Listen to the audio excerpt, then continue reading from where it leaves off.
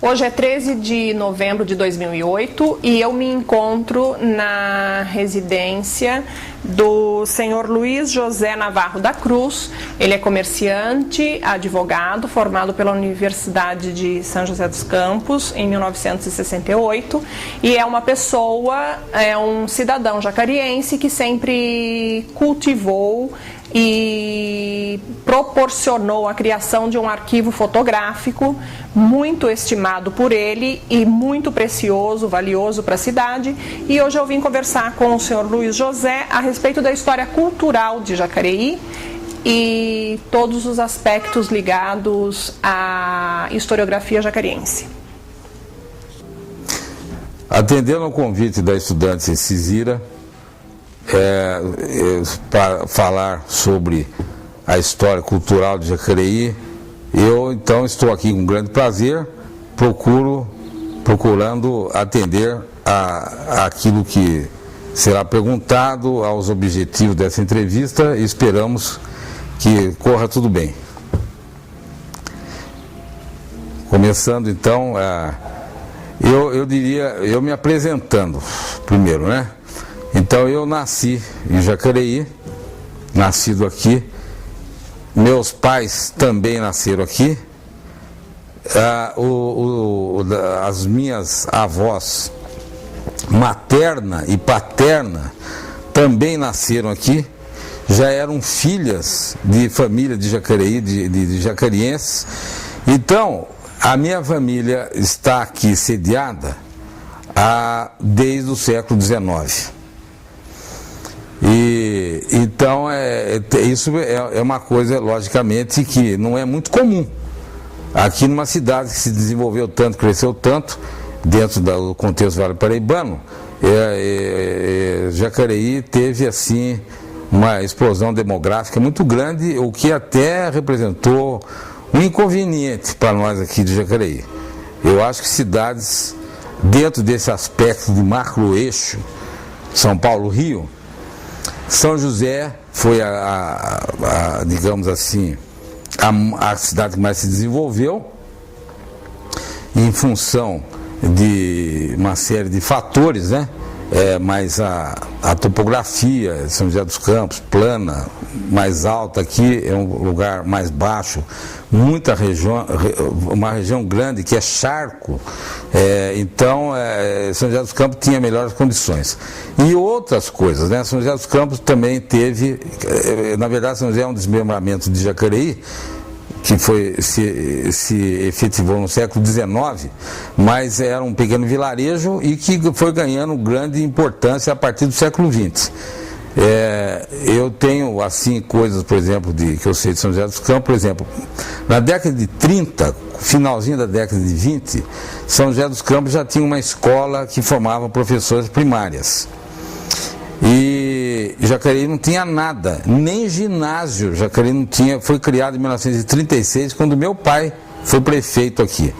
Em 1936, um ginásio municipal que mais tarde um pouco foi estadualizado. Quer dizer, o governador do estado, que era Armando Salles de Oliveira, ele depois passou o ginásio de municipal para estadual, e foi justamente esse o esquema que ele propôs a meu pai. Meu pai prefeito, ele governador do estado, ele disse: Hélio Navarro da Cruz era meu pai, Hélio, você cria o ginásio como municipal, assim que for possível nós passamos ele para a administração do estado, do governo do estado de São Paulo. Então, São José dos Campos já tinha escola normal nessa época, Jacareí nem ginásio tinha. Então, já desde o começo do século XX, assim nós podemos dizer, São José dos Campos vem vindo na frente de Jacareí. Em 1958 foi fundada a faculdade onde eu, 10 anos depois, me formei em 1968, com bacharel em Ciências Jurídicas e Sociais. E em 1958 Jacareí não tinha nem sequer o curso colegial, que era antigamente, o colegial era dividido em científico e clássico. Só em 1960 foi criado aqui em Jacareí. E eu próprio fui a São José para iniciar o colegial, depois, como fui criado aqui, me transferi para Jacareí. Mas eu quero dizer isso, São José sempre estava na frente. Depois, devido à situação topográfica, como já falei, de São José dos Campos, em 1950 São José recebeu a COCTA, que era um órgão do Ministério da Aeronáutica, e que representou uma coisa extraordinária em termos de progresso para São José dos Campos, que essa COCTA virou CTA, que depois incorporou o ITA, que era uma escola de engenharia aeronáutica, que acabou trazendo a Embraer, a Vibraz e toda essa estrutura de indústria aeronáutica que São José tem com grande orgulho e que trouxe um desenvolvimento muito grande para São José, ao lado de outras indústrias como a GM, que em 1958 também veio para São José dos Campos, etc, etc, etc. E eu, como jacareense, só sinto uma coisa: nós estamos por demais próximos de São José dos Campos, 19 quilômetros. E então Jacareí fica, digamos assim, barrado, a cidade fica barrada em muitas coisas pela força de uma cidade de nível metropolitano como é São José dos Campos. Taubaté, que mais antigamente, ainda dentro do século XX, mas digamos, mais na primeira metade do século XX, Taubaté era a capital da região, ali era a sede da Secretaria de Educação, da Delegacia Regional de Polícia, sede do Bispado, tudo era Taubaté. Aí Taubaté foi perdendo a vez para São José.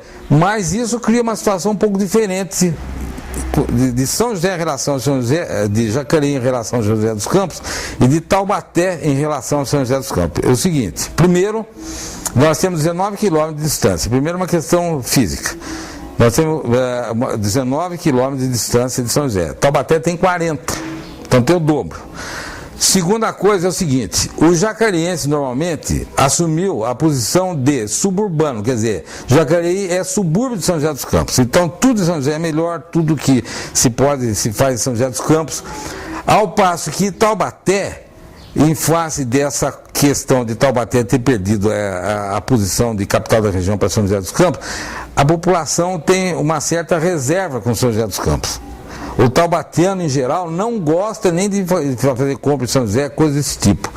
Então, Taubaté é uma cidade que também não perdeu a sua importância, né? Tem uma faculdade de medicina que é de grande fama e de ótimo nível. Já na década de 60 já tinha a faculdade de engenharia, tinha engenharia civil e mais 2 ou 3 setores de engenharia que eu não sei. Engenharia civil tenho certeza que já tinha, desde 1965, 66. Já tinha uma faculdade na década de 60 também de filosofia, ciências e letras. Então, Taubaté também é uma cidade muito importante e, sem dúvida, a segunda cidade em importância dentro do contexto regional do Vale do Paraíba. Agora, Jacareí ficou então nessa posição. Agora, é uma cidade que cresceu demais, é uma população de nível social inferior à de São José dos Campos, em grande parte, e também ficou assim, digamos, inferiorizada em termos comerciais, culturais, em relação a São José dos Campos. Então, voltando ao que eu estava falando inicialmente, eu tenho uma grande estima por Jacareí, pela história de Jacareí, em face de ser cidadão aqui nascido e de pertencer à família muito antiga, raízes profundas dentro da história de Jacareí. Minhas avós maternas, como já falei, eram pessoas já nascidas aqui, filhas de famílias já também aqui de Jacareí. Agora, só para citar um exemplo prático dentro disso daí, aqui em Jacareí, por exemplo, tem um fato histórico que é muito comentado e até algumas pessoas pensam que é lenda, mas não se trata de lenda, é um fato real. Houve uma mudança em meados do século XIX, por volta entre 1850 e 1855, houve uma mudança do curso do Rio Paraíba, na região que passa aqui, perto mais próximo da cidade, perto da igreja da Matriz, a igreja matriz de Jacareí. Então, essa mudança do rio foi feita, promovida por alguns escravagistas, que tinham um grande número de escravos e muita mão de obra. Então foi feito um trabalho braçal em que se jogou o rio cerca de 150 metros ou 200 metros mais para frente, porque aqueles senhores que resolveram fazer essa obra achavam que o rio estava por demais perto das suas residências. Então, em vez de mudar a residência onde estavam, resolveram mudar o curso do rio. Parece uma piada, mas é verdade. E este fato, que é comprovado através de atas da Câmara Municipal da época, que falam sobre a questão, e sobre também as atas da Santa Casa, que a Santa Casa de Misericórdia de Jacareí foi fundada em 1850. E o rio passava no terreno, no quintal, vamos assim dizer, no terreno que pertencia à Santa Casa. Então a Santa Casa esteve envolvida no problema e então constam fatos sobre essa questão da mudança do rio nas atas da Santa Casa, que compõe também a história da Santa Casa de Jacareí. As atas de reuniões da mesa diretora que administrava a Santa Casa. Então o fato é fato real. Agora, eu sabia disso desde criança, digamos assim, por uma tradição oral. Ou seja, a minha bisavó, a avó do meu pai, que chamava-se Gertrudes de Moraes, tinha apelido de Tudinha, eu não conheci, mas me contava meu pai, as minhas tias me contavam. Então a dona Tudinha, ela nasceu por volta de 1845, nas imediações da praça onde tem a igreja matriz de Jacareí. E ela viu com seus próprios olhos esse trabalho da mudança do rio, quando era menina. Então ela contava ao meu pai, que contou para mim. Aliás, ela contava para minha avó, que contava ao meu pai, que contou para mim. Então, por tradição oral, eu sabia dessa história da mudança do rio desde criança. Depois, assunto que o ex-prefeito Benedito Sérgio Lencioni pesquisou, colocou em publicações que ele editou, em revista, livros que ele fez, e esse assunto foi muito comentado sobre a mudança do rio. E eu próprio, quando escrevia para o jornal Semanário, aproveitando uma foto aérea de Jacareí, onde é mostrada essa região, por onde passa o Rio Paraíba, as regiões ribeirinhas, eu então montei um esquema, usando essa foto aérea, mostrando aonde o rio passava originalmente e para onde ele foi jogado depois. E isso aí até foi assunto muito tempo de atas da Câmara, e assunto que teve em debate entre os vereadores daquela ocasião, porque o rio, quando as chuvas eram mais fortes, nos períodos de chuva mais intensa, né, período de primavera, verão, o rio transbordava e ele buscava o leito antigo. Então a região que ficou entre o leito antigo e o leito novo era um charco total. Depois, não sei desde quando, mas desde talvez do final do século XIX, coisa assim, ali foi apelidado de esmaga-sapo. Então esmaga-sapo, toda pessoa que tem uma ligação mais íntima com Jacareí sabe que aqui tinha um lugar chamado esmaga-sapo, porque era um brejo onde tinha muito sapo.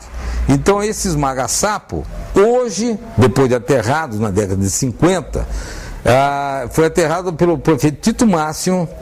Tito Máximo foi o prefeito que promoveu o aterro em 1953 e 54.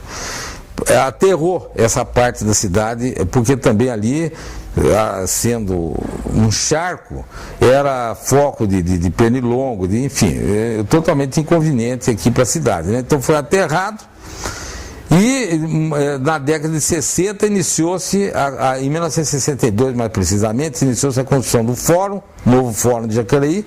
Mais tarde foi feita a prefeitura e por último a Câmara Municipal. Então tornou-se Praça dos Três Poderes, né?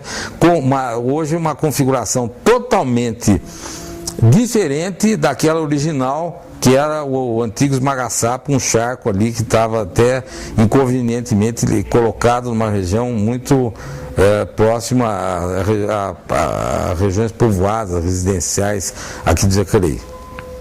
Sobre o Coronel João da Costa Gomes Leitão? Então, o coronel João da Costa Gomes Leitão foi um dos... A avó Tudinha lembrava de dele? Sim, sem dúvida, minha avó Tudinha. Ele foi um dos que promoveu a mudança do Rio, né? Ele, na verdade, era um português, veio para cá, era analfabeto, dito isso para mim por pessoas que eram parentes dele. Aqui convivi muito com uma senhora que era conhecida como Dona Santinha Salles. E o pai dela foi pessoa muito importante, dá nome hoje à avenida onde está o Banco do Brasil, Joaquim Miguel de Siqueira Martins, eu acho que é isso. Ele era pai, na verdade, pai adotivo da Dona Santinha Salles. E ela era, na verdade, pelo sobrenome Salles, ela era parente do governador Armando Salles, cuja família também era oriunda aqui de Jacareí, tinha uma propriedade que hoje chama-se Sítio Três Moleques. É uma propriedade rural que fica no bairro do Bom Jesus, aqui em Jacareí. E então a Dona Santinha, ela era parente, agora também não sei dizer exatamente, mas era parente de sangue do João da Costa Gomes Leitão.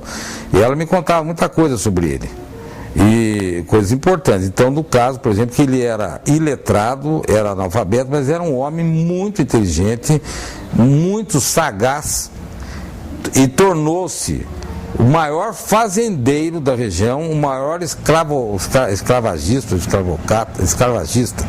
aqui da região, e o homem mais rico da região. Tanto é que a estrada de ferro, que depois chamou-se Central do Brasil, a história, vou contar rapidamente a história da estrada de ferro.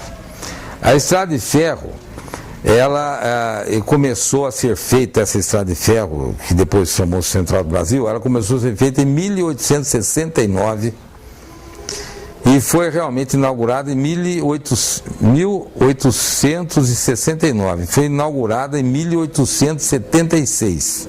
Uma estrada de ferro de bitola estreita, e assim foi a coisa. O senhor João da Costa Gomes Leitão se juntou com outro grande fazendeiro lá de Lorena, de Pindamonhangaba, e mais alguns outros capitalistas da região, e que eram também cafeicultores, e fizeram uma estrada de ferro de São Paulo até Cachoeira Paulista. Chamou-se Estrada de Ferro do Norte. Por isso que a estação hoje, ainda hoje, localizada na Praça Roosevelt, no bairro do Brás, na capital paulista, tem o nome de Estrada de Ferro do Norte. Porque essa rodovia chamava-se Ferrovia do Norte, porque aqui, nessa região, é o norte do estado de São Paulo. Mais ou menos na mesma época, o governo do Segundo Império, Dom Pedro II, fez uma ferrovia que saía do Rio de Janeiro, subiu a Serra das Araras, e aos poucos foi sendo prolongado até atingir também as margens do Rio Paraíba, como eu disse, ali na região de Queluz, próximo de Cachoeira Paulista.